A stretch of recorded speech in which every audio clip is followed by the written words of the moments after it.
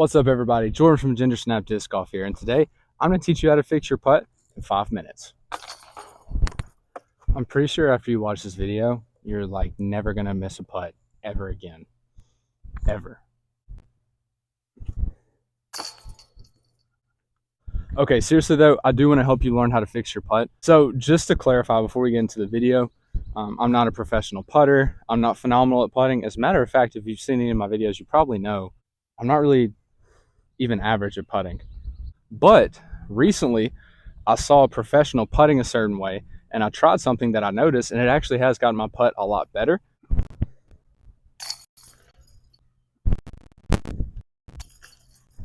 The professional that I want to talk about today is Anthony Brella. He just won his first Pro Tour event a couple weeks ago, but I noticed something that he was doing that I was not doing in my form.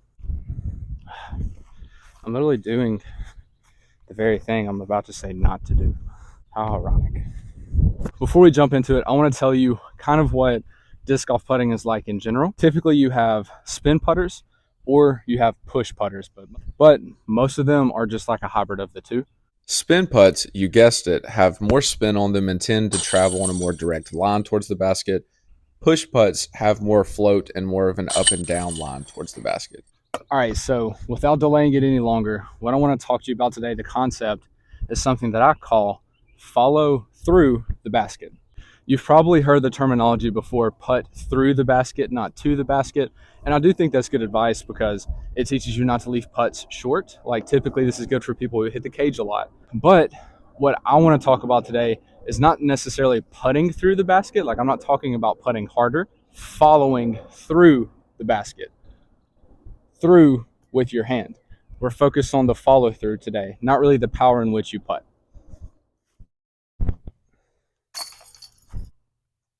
So the reason why I mentioned Anthony Brella earlier is because I think he does a phenomenal job of this. If you watch his putts, they are very, very much, they're straight down and they're straightforward on a straight line the entirety of the putt.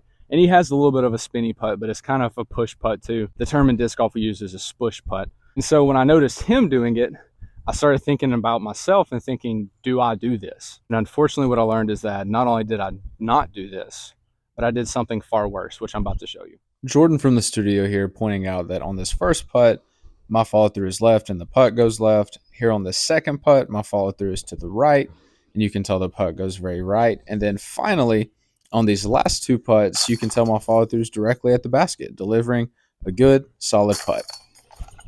What I was doing typically with my follow through was either following through very much left and open handed, which would result in a putt that would either chain out to the left or just miss the basket completely. Or I was following through and kind of punching the disc off to the right, and my disc would follow the follow through, and I would end up chaining out to the right or just completely missing the basket all the way to the right. To sum it all up, I really do think that if you use this tip of following through the basket, I really do think it's going to fix a lot of your putting form in a matter of 5 minutes. It did mine, honestly. I noticed this when AB won that tournament.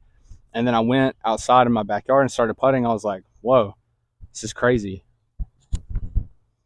Who would have thought if you follow through towards the basket, your putter has a lot better chance of going in there? Apparently not this guy.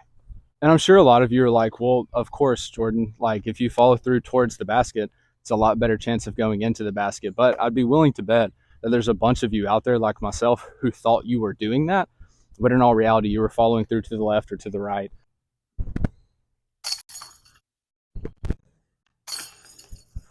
That's all I got for y'all today. Told you it was going to be a 5-minute video or less. If you are wondering though, I'm putting with some D-blend alpacas from Infinite Discs. They start off kind of slick, but the more you putt with them, they break in and get a good tacky feel to them. They're super glidey putters as well, super straight. As always, stay snappy. If you want to fix your putt in 5 minutes, try this trick. You're pretty much guaranteed to never miss a putt again. Almost forgot. Be sure to like and subscribe, comment, all the YouTube things if you want to see more content. I'm also playing my first tournament of the year this Saturday, so I'm about to go play some practice rounds to prepare for that. And I'm going to film one of those rounds so I can talk about some tips that I have for preparing for a tournament that's helped me win 2 events. So, as always, stay snappy. Love y'all. Don't miss putts.